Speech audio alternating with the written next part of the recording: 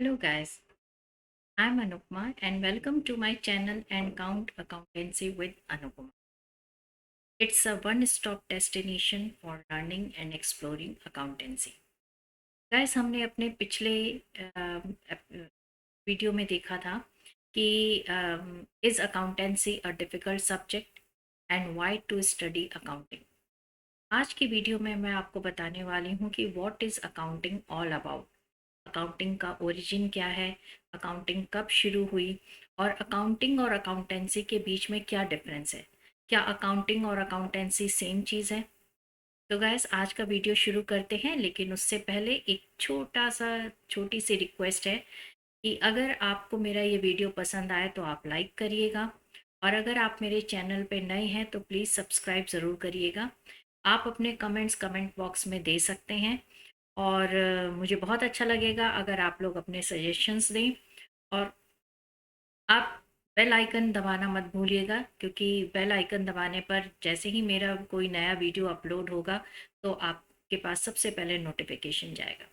तो गैस चलिए आज का हम वीडियो शुरू करते हैं। सबसे पहले हम थोड़ी सी बात करेंगे ओरिजिन ऑफ अकाउंटिंग की, कि अकाउंटिंग का ओरिजिन कैसे हुआ। लेकिन इससे पहले मैं अपना कैमरा ऑफ करूंगी, क्योंकि मुझे जो है पूरी स्क्रीन चाहिए अपनी बात को समझाने के लिए।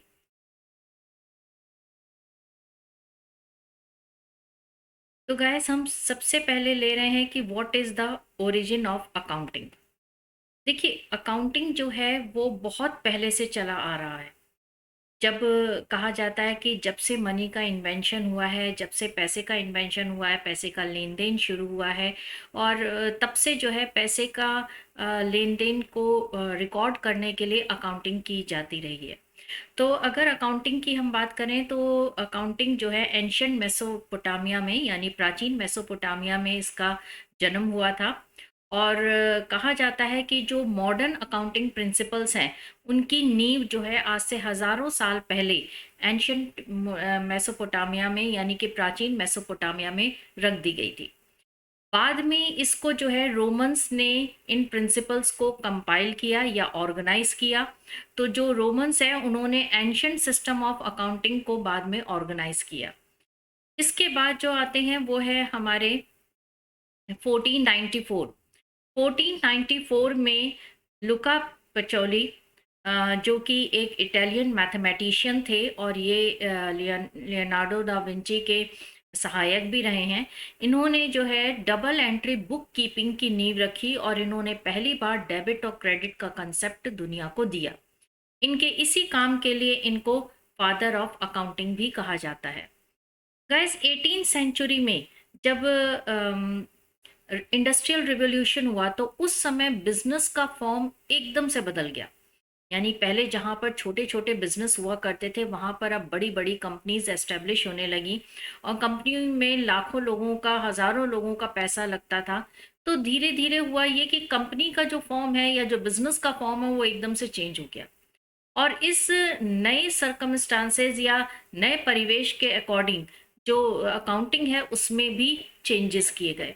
तो जो मॉडर्न आप अकाउंटिंग देखेंगे, जो मॉडर्न डे अकाउंटिंग है वो हमारा इसी इंडस्ट्रियल रिवॉल्यूशन के बाद में इवोल्यूशन इसका हुआ है, और समय के साथ इसमें लगातार चेंजेस करते रहे हैं।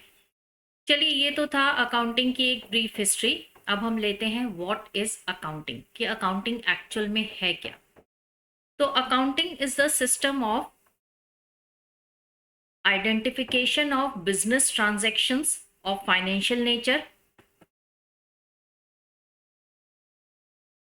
then recording them in the journal and subsidiary books, then classifying them in separate accounts known as ledger, then summarizing yani showing the balances of all ledger accounts in a linear sheet, analyzing and interpreting yani of financial data, and communicating the financial data or reports to the users. अगर आप देखें तो इसमें जो ये black colour में है ये डेफिनेशन ऑफ अकाउंटिंग है। तो इसको मैं ऐसे ही रीड करती हूँ। Accounting is the identification of business transactions of financial nature, recording, classifying, summarizing, analyzing and interpreting and communicating the financial data to the reporters or reports to the users. तो ये पूरा जो है आपका अकाउंटिंग की definition है। Accounting की definition को मैंने स्मॉल पार्ट्स में डिवाइड किया है जिससे कि हम इनको एनालाइज करें और आपको डेफिनेशन को रटने की ज़रूरत ना पड़े, बल्कि आप अगर डेफिनेशन को समझ जाएंगे तो ये चीज़ आपको याद रहेगी। तो हम स्टेप बाय स्टेप लेते हैं। ये जो आपके 6 हैं, ये 6 कैरेक्टरिस्टिक्स ऑफ अकाउंटिंग भी हैं और इन्हीं को हम स्टेप्स इन अकाउंटिंग भी कह सकते हैं। तो चलिए हम पहला लेते हैं, identification of business transactions of financial nature.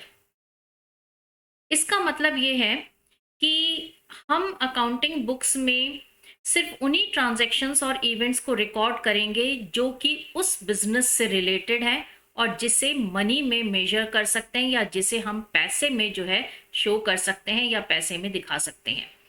Concerned business का मतलब होता है कि जिस बिजनेस की बुक्स में हम अकाउंटिंग बुक्स बना रहे हैं उसी बिजनेस से कंसर्न या उस बिजनेस से रिलेटेड इवेंट्स और ट्रांजैक्शंस जो कि फाइनेंशियल नेचर के हैं उन्हें रिकॉर्ड किया जाता है। तो चलिए हम थोड़ा सा देखते हैं कि इसका मतलब क्या है कि बिजनेस ट्रांजैक्शन और फाइनेंशियल नेचर का। तो एक हम एग्जांपल लेते हैं। सपोज करिए there is a purchase of sewing machine by Diya Creations, a boutique shop related to. अब इसको हम एनालाइज करते हैं कि दिया क्रिएशंस जो है उन्होंने अपने लिए एक स्विंग मशीन खरीदी है, ये बुटीक शॉप है। अब देखिए आप, it is related to business, yes it is related. Financial nature का है, यस फाइनेंशियल नेचर का है, क्योंकि पैसे की जो है वैल्यू वो मनी में होगी, इसलिए हम इसको रिकॉर्ड करेंगे। सेकेंड ट्रांजेक्शन लेते हैं, परचेज ऑफ कार बाय दिया the owner for her personal use out of her own funds. तो देखिए दिया जो है वो दिया क्रिएशंस की मालकिन है, इन्होंने अपने पर्सनल यूज के लिए कार लिया और अपने फंड से लिया। तो is it related to business? No, क्योंकि इसमें बिजनेस का कोई पैसा इन्वॉल्व नहीं है और ना स्विंग मशीन सॉरी ना कार बिजनेस में आई है। दूसरा है, is it of financial nature? है तो फाइनेंशियल नेचर का क्योंकि पैसा इन्वॉल्व है, लेकिन ये बिजनेस से रिलेटेड नहीं है, इसलिए इसको रिकॉर्ड नहीं करेंगे। एक और हम एनालाइज करते हैं event, appointment of a qualified HR executive, HR यानी human resource executive to deal with the customers.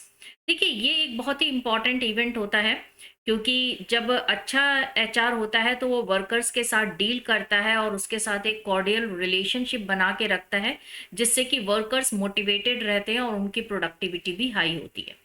तो देखिए ये है तो रिलेटेड बिजनेस से, तो but since it is not financial in nature, यानी हम इसे मनी में एक्सप्रेस नहीं कर सकते, इसलिए जो है इसको रिकॉर्ड नहीं करेंगे।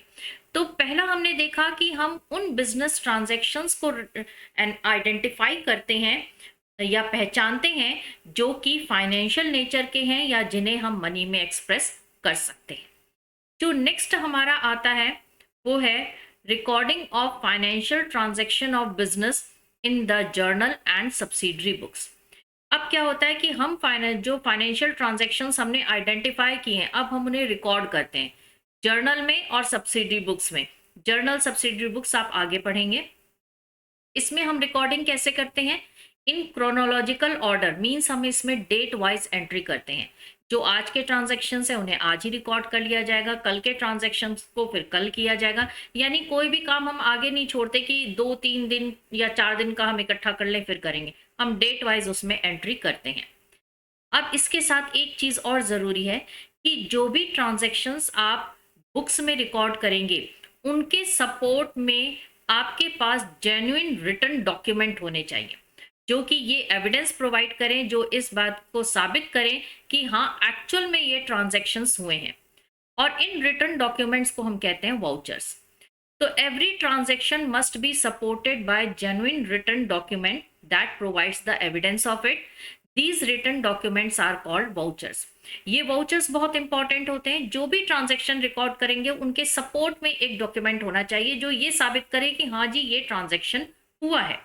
जैसे अगर हमने कैश पे किया है तो ऑब्वियसली हमें रिसीप्ट मिली होगी, तो वो उसका सपोर्टिंग डॉक्यूमेंट हो गया। अगर हमने कोई और पेमेंट किया है, क्रेडिट पे है, या वैसे कोई पेमेंट है, हमने अपने एम्प्लॉयज़ को सैलरी पे की है कैश में, तो पेमेंट वाउचर्स होगा।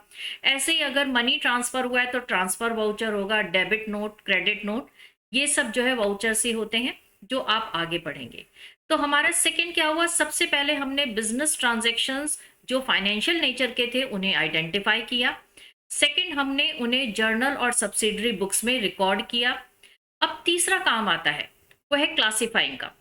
आपने ट्रांजैक्शंस को तो सबको रिकॉर्ड कर लिया, जैसे जितना भी आपने सैलरी पे की वो रिकॉर्ड कर ली, रेंट पे किया वो रिकॉर्ड कर लिया, या आपको जो कमीशन मिला वो रिकॉर्ड कर लिया, ये सब तो रिकॉर्ड कर लिया। लेकिन अगर हमें बिजनेस का प्रॉफिट या लॉस कैलकुलेट करना है, तो खाली रिकॉर्ड करने से काम नहीं चलेगा ना। हमें क्या करना होगा कि हर मंथ जो हमने सैलरी पे की है उसको एक सेपरेट अकाउंट खोलें, क्लासिफाई करें, एक सेपरेट अकाउंट खोलें और उसको हम नाम दें सैलरी अकाउंट, और उसमें हम इसको डाल दें। उसी तरह से जितना रेंट हमने पे किया है वो हम एक रेंट अकाउंट खोलें और पूरे साल जितना रेंट पे किया और उसे हम रेंट अकाउंट में डाल दें। ऐसे ही मैंने यहाँ पर एक परचेजेस का लिया है, ये परचेज अकाउंट है, यानी ड्यूरिंग द ईयर जितनी भी परचेजेस की हैं वो सब हम जो है एक अकाउंट में, एक हेड में लिखते जाते हैं। इसी को हम कहते हैं classifying the transactions into separate accounts known as ledger, जिससे at the end of the year आपको ये पता चले कि पूरे साल में आपने टोटल कितना परचेजेस किया है, या पूरे साल में आपने कितना रेंट पे किया है, पूरे साल में कितनी सैलरी, एंड सो ऑन। तो this is called classification of transactions in separate accounts known as ledger. Ledger account हम आगे पढ़ेंगे, अभी तो फिलहाल आपको एक फॉर्मेट मैंने बना के दे दिया है परचेजेस अकाउंट का। देखिए इसमें जो भी परचेजेस किए हमने, जनवरी 1, जनवरी 10, 19, ये सब हमने इसमें रिकॉर्ड किए। ये तो मैंने एक मंथ का शो किया है, ऐसे हर एक मंथ का बनता है और eight the end of the year सबकी का टोटल करके एक अकाउंट में लिख दिया जाता है। नेक्स्ट जो हमारा स्टेप आता है, हमने क्लासिफाई भी कर लिया, अब आता है समराइजिंग का। देखिए जो आपने लेजर अकाउंट्स बनाए हैं वो सब अलग अलग पेजेस पे होंगे, ठीक है, सारे के सारे अलग अलग पेजेस पे होंगे।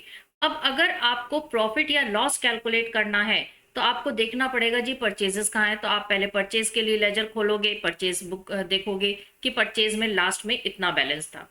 अब रेंट का पता करना है तो फिर रेंट के लिए आप फिर पेजेस पलटोगे, फिर देखोगे रेंट अकाउंट यहाँ पे बना है, फिर आपने जो है वहां से रेंट का लिखा। तो ये क्या होता है, बहुत टाइम कंज्यूमिंग होता है, और साथ में अगर मान लीजिए कहीं कोई हमसे गलती हुई है तो उसका भी हमें पता नहीं चलता। तो हम क्या करते हैं, समराइजिंग में सबसे पहले जितने भी लेजर अकाउंट्स हैं उन्हें हम एक लीनियर शीट में ट्रायल बैलेंस के फॉर्म में लिखते हैं। उसका मैं फॉर्मेट ये दे रही हूँ, ये देखिए ये फॉर्मेट है।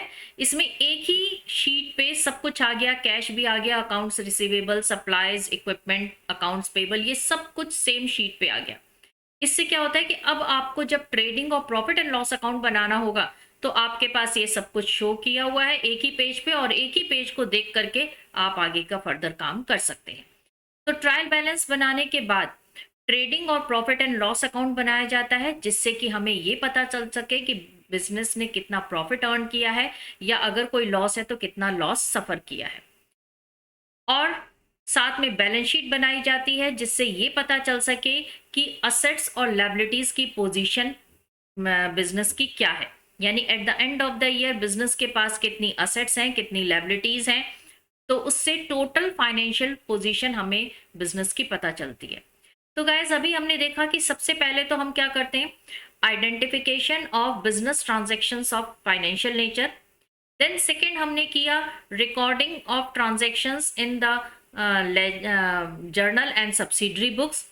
थर्ड हमने किया classification of transactions into different ledger accounts, उनके नेचर के बेसिस पे। फोर्थ हमने किया summarising all ledger accounts in a linear sheet in the form of a trial balance, and then preparation of trading and profit and loss account and the balance sheet. Next आता है कि अब आपने profit and loss तो calculate कर लिया, साथ में आपने ये भी बता दिया कि जी बैलेंस शीट इतनी है और हमारे पास इतनी असेट्स और लायबिलिटीज हैं। क्या इतना कर देना अकाउंट्स के लिए काफ़ी है? क्या अकाउंटिंग सिर्फ इतनी है कि हम प्रॉफिट या लॉस ही कैलकुलेट करें और बैलेंस शीट ही हमारे पास आए, यानी हम सिर्फ रिपोर्ट कार्ड बनाएं? नहीं, रिपोर्ट कार्ड के साथ उसका एनालिसिस भी बहुत ज़रूरी है। अब ये एनालिसिस कैसे किया जाता है? देखिए, आपको ये तो पता चल गया कि जी इतनी सेल्स थी, इतना प्रॉफिट हुआ था, इतना हमारे पास असेट्स है, इतनी लायबिलिटीज हैं। लेकिन इसका फायदा तब है जब आप आगे इसका फर्दर एनालिसिस करें। और ये एनालिसिस किस फॉर्म में होता है? ये एनालिसिस होता है इंटर फर्म कंपैरिजन, यानी comparing the performance of business with that of other firms of that industry. यानी कि आप अपने बिजनेस की परफॉर्मेंस को अपने कंपटीटर की परफॉर्मेंस के साथ कंपेयर कर सकते हैं और पता लगा सकते हैं कि आपका बिजनेस ने कितना अच्छा किया। या आप इंडस्ट्री के साथ जो है कंपेयर कर सकते हैं कि आपकी इंडस्ट्री में एवरेज अर्निंग कितनी है और आपकी एवरेज अर्निंग कितनी है। इससे ये पता चल जाता है कि हम इंडस्ट्री में अच्छा कर रहे हैं या बुरा कर रहे हैं। दूसरा एक और एनालिसिस का होता है, वो होता है पीरियड ओवर पीरियड कंपैरिजन। यानी आप अपने बिजनेस के एक पीरियड के रिजल्ट को दूसरे पीरियड के साथ कंपेयर करें, तब तो फायदा है ना। यानी आप अपने क्वार्टर वन के जो रिजल्ट है उसको आप पिछले साल के क्वार्टर वन के साथ कंपेयर करिए और फिर देखिए कि उससे आपका इम्प्रूवमेंट हुआ है या नहीं। अगर इम्प्रूवमेंट हुआ है तो बहुत अच्छी बात है, फिर हमें ये भी देखना है कि इम्प्रूवमेंट क्यों हुआ है और हम उसको मेंटेन करें। और अगर इम्प्रूवमेंट नहीं हुआ है तो हमें रीजंस फाइंड आउट करने पड़ते हैं कि क्या रीजंस है और उसके बाद करेक्टिव स्टेप लेना होता है। तो ये भी एनालिसिस का पार्ट है। एक और एनालिसिस होता है, वो है रेशियो एनालिसिस। इसमें क्या होता है, आपको एब्सोल्यूट टर्म में तो पता चल गया कि पिछले साल सेल्स इतनी थी, पिछले साल सेल्स थी 5 लाख, इस साल हो गई 7 लाख। पिछले साल हमारा प्रॉफिट इतना था और इस साल इतना प्रॉफिट है। हमें एब्सोल्यूट टर्म में पता चल जाता है, लेकिन हमें रिलेटिव टर्म में तब पता चलता है जब हम रेशो में जाते हैं। जैसे कि पिछले साल से करंट ईयर में प्रॉफिट इंक्रीज हुआ, लेकिन पिछले साल जो प्रॉफिटेबिलिटी थी हो सकता है वो 20% ऑफ सेल्स रही हो और इस साल जो है वो सिर्फ 18% ऑफ सेल्स रही हो। तो ये तभी पॉसिबल है जबकि आप रिलेटिविटी जो है रिलेटिव हो करके डेटा को एनालाइज करेंगे। तो उसके लिए रेशियो एनालिसिस होता है जो आप आगे 12th में पढ़ेंगे। फिर है कि हम कैश फ्लो स्टेटमेंट बनाते हैं, preparation of cash flow statement. ये भी एनालिसिस का पार्ट है कि कितना कैश जो है बिजनेस ऑपरेशन में आया, यानी बिजनेस ऑपरेशन से कितना कैश हुआ, बिजनेस का जो जो भी हमारा बाइंग एंड सेलिंग है, कितना कैश फ्लो जो है वो असेट्स के परचेज या सेल पे हुआ, कितना जो है फाइनेंसिंग एक्टिविटीज यानी कितना हमने बोरो वगैरह किया है उससे हुआ। तो ये भी एक आपका एनालिसिस का पार्ट है। उसके बाद हम एनालिसिस में प्रिपरेशन ऑफ बजट्स, यानी बजट भी हम बनाते हैं जिसमें हमारा कैश बजट होता है, परचेज बजट होता है। ये भी जो है analysing and interpreting financial data का पार्ट है। तो जो भी हम अकाउंटिंग बुक्स में जो भी हम रिकॉर्ड करते हैं, जो हमने प्रॉफिट लॉस कैलकुलेट किया, आगे जाके उसका एनालिसिस और इंटरप्रिटेशन करना बहुत ज़रूरी होता है। एंड इंटरप्रिटेशन करना इसलिए भी ज़रूरी होता है कि हम फॉर्म टू फॉर्म का कंपैरिजन कर सकें, पिछले पीरियड का करंट पीरियड से हम कंपैरिजन कर सकें, हम रिलेटिविलिटी जो है उसको मेजर कर सकें, हम कैश फ्लो के मूवमेंट को पता कर सकें कि कहाँ से कैश आया कहाँ गया, हम बजट बना सकें। ये सारा जो है analysing and interpreting of financial data में आता है। लास्ट स्टेप जो इसमें आता है वो है कम्युनिकेटिंग द फाइनेंशियल डेटा और रिपोर्ट्स टू द यूजर्स। देखिए, जो अकाउंटिंग इंफॉर्मेशन है उसके बहुत सारे यूजर्स होते हैं आज के टाइम में। पहले तो ऐसा होता था कि प्रॉफिट या लॉस पता कर लिया और जो बिजनेसमैन है वो देख लेता था कि कितना प्रॉफिट हुआ कितना लॉस हुआ, उसके हिसाब से वो डिसीजन लेता था और आगे अपना काम करता था। लेकिन आजकल बिजनेस का फॉर्म बिल्कुल डिफरेंट हो चुका है। आजकल जो है ओनर्स अलग होते हैं, इन्वेस्टर्स अलग होते हैं और आपके गवर्नमेंट जो है उन वो भी इंटरेस्टेड होते हैं। तो जो यूजर्स ऑफ अकाउंटिंग इंफॉर्मेशन है वो आपके हो सकते हैं, जैसे ओनर्स हैं वो यूजर्स होते हैं, मैनेजमेंट है, इन्वेस्टर्स हैं, एम्प्लॉयज़ हैं, लेंडर्स हैं, क्रेडिटर्स हैं और गवर्नमेंट है। हम नेक्स्ट क्लास में यूजर्स ऑफ अकाउंटिंग इंफॉर्मेशन पे पूरा एक वीडियो देखेंगे और उसमें हर एक जो ये ओनर मैनेजमेंट वगैरह है उनका इंटरेस्ट कौन सी इंफॉर्मेशन में होता है वो भी हम एनालाइज करेंगे। इसमें आप बस इतना जान लीजिए कि जो यूजर्स होते हैं अकाउंटिंग इंफॉर्मेशन के, उनको रिजल्ट्स कम्युनिकेट करना बहुत ज़रूरी होता है। अब जो रिजल्ट हम उन्हें कम्युनिकेट करते हैं, यानी सपोज करिए हमने जो रिपोर्ट कार्ड बनाई है बिजनेस की, अब उसमें इंफॉर्मेशन कैसी होनी चाहिए? कॉम्प्रहेंसिव इंफॉर्मेशन होनी चाहिए, यानी कि उसमें पूरी इंफॉर्मेशन होनी चाहिए। हर एक जो यूजर्स हैं उनका अलग अलग इंटरेस्ट होता है, मतलब वो अलग अलग अकाउंटिंग डेटा पे या अलग अलग एस्पेक्ट पे फोकस करते हैं। तो हमें जब हम रिपोर्ट्स, फाइनेंशियल डेटा और रिपोर्ट्स बनाते हैं तो इस तरह से बनाएं कि उनको जो भी इंफॉर्मेशन चाहिए अपने डिसीजन मेकिंग के लिए, वो सारी इंफॉर्मेशन उसमें अवेलेबल हो। दूसरा है इजी टू अंडरस्टैंड, यानी हम जो रिपोर्ट्स और डेटा है उनको इस तरह से बना के प्रेजेंट करें कि वो इजीली अंडरस्टूड हो, मतलब कि वो इजी, बड़े आराम से उनको समझ सकें। तीसरा हो सकता है बी ऑनेस्ट एंड डायरेक्ट, यानी कि जो भी हम अकाउंटिंग इंफॉर्मेशन इसमें डिस्क्लोज कर रहे हैं वो ऑनेस्ट होनी चाहिए, उसमें कोई छल कपट नहीं होना चाहिए, कोई चीज हमें छुपानी नहीं है। जो बात है वो सीधी सीधी डायरेक्टली उनको बतानी है कि जी ऐसा है। अब आप सोच लीजिए, अपने डिसीजंस उसके अकॉर्डिंग ले लीजिए कि आपको क्या करना है। इससे ये होता है कि हमारी ऑनेस्टी बनी रहती है और उनको जो है हम पर विश्वास भी रहता है। तो अगर वो चाहें तो हमारे फेवर में ले सकते हैं डिसीजन, नहीं चाहे तो नहीं ले सकते हैं। तो मतलब बिल्कुल ऑनेस्ट होना चाहिए। अब ये जो डेटा है वो किस फॉर्म में आप उनको दें? समरी नैरेटिव्स, यानी जो आपने अपनी अकाउंट फाइनेंशियल डेटा जो आपने ट्रेडिंग प्रॉफिट एंड लॉस और बैलेंस शीट बनाया है, इसके एंड में आप अपने कुछ नैरेटिव्स डाल सकते हैं, कुछ ग्राफ बना सकते हैं, कुछ चार्ट्स दे सकते हैं, और कुछ जो है आप रिपोर्ट्स के फॉर्म में दे सकते हैं। जैसे मैंने देखिए यहाँ पर एक छोटा सा शो किया है पाई डायग्राम, इसको देखते एकदम से समझ में आ जाता है Q1, Q2, Q3, Q4 के रिजल्ट्स हैं, सेल्स हैं या जो भी है, सेल्स हैं। तो इसको जो है हम देखते ही एकदम से समझ जाते हैं कि हाँ भाई एक्चुअल में क्या है और सिचुएशन कैसी है। तो इस तरह से जो है आप फाइनेंशियल डेटा और रिपोर्ट्स को जो है यूजर्स तक पहुंचाते हैं। तो गाइज हमने अकाउंटिंग में देखा कि सबसे पहले तो हम क्या करेंगे, बिजनेस ट्रांजैक्शंस और इवेंट्स को आइडेंटिफाई करेंगे, वो जो कि फाइनेंशियल नेचर के हैं, जिन्हें मनी में एक्सप्रेस कर सकते हैं। सेकंड, हम उन्हें जो है क्रोनोलॉजिकल ऑर्डर में जर्नल और सब्सिडरी बुक्स में रिकॉर्ड करेंगे। थर्ड, हम उन्हें क्लासिफाई करेंगे on the basis of their nature, यानी एक जैसे ट्रांजैक्शंस को एक सेपरेट अकाउंट खोलेंगे और उसमें डालेंगे, जिसे हम कहते हैं लेजर अकाउंट। फोर्थ, हम उनको समराइजिंग करते हैं, यानी जितने लेजर अकाउंट के बैलेंसेस हैं उन्हें हम एक लीनियर शीट पे लिखते हैं, जिसे हम कहते हैं ट्रायल बैलेंस। और फिर ट्रायल बैलेंस से हम trading profit and loss account बनाते हैं और बैलेंस शीट बनाते हैं।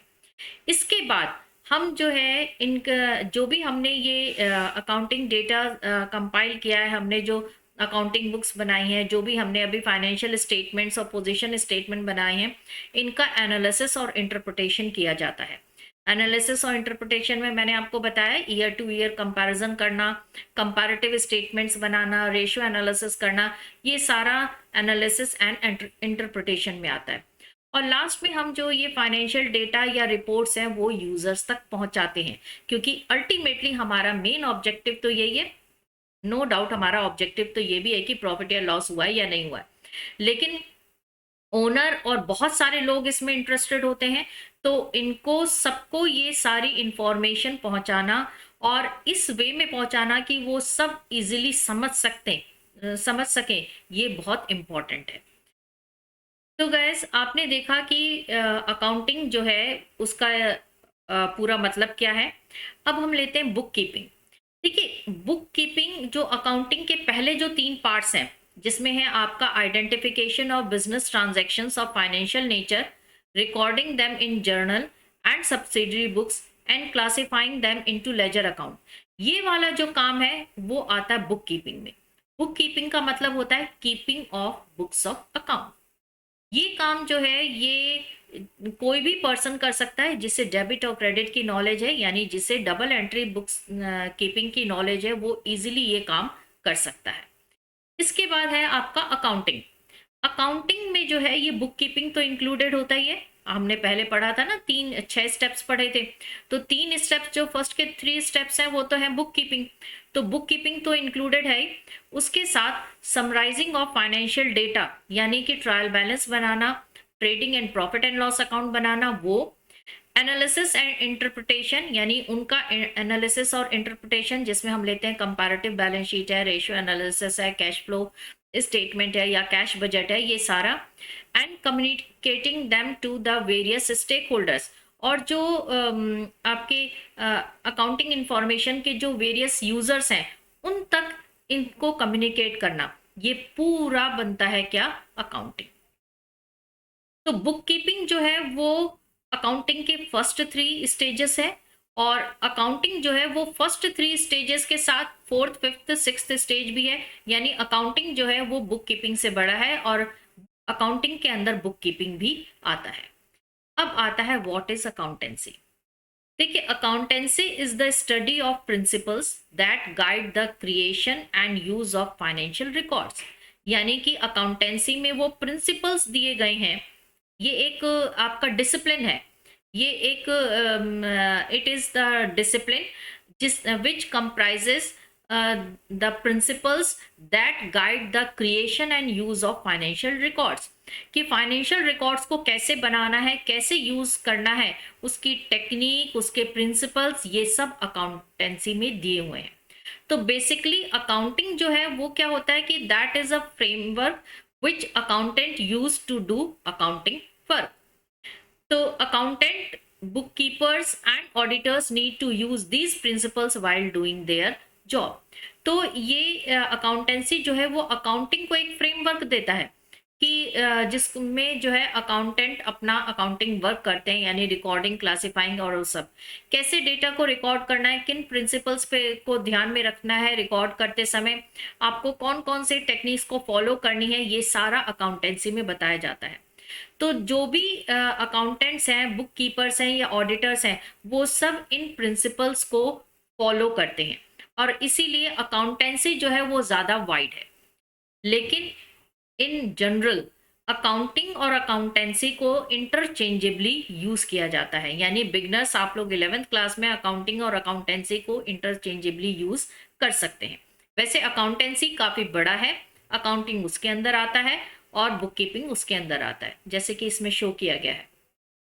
देखिए, इसमें है सबसे पहला वाला जो बड़ा सर्कल है, दैट इज अकाउंटेंसी। अकाउंटेंसी के अंदर है अकाउंटिंग और उसके अंदर है बुक कीपिंग।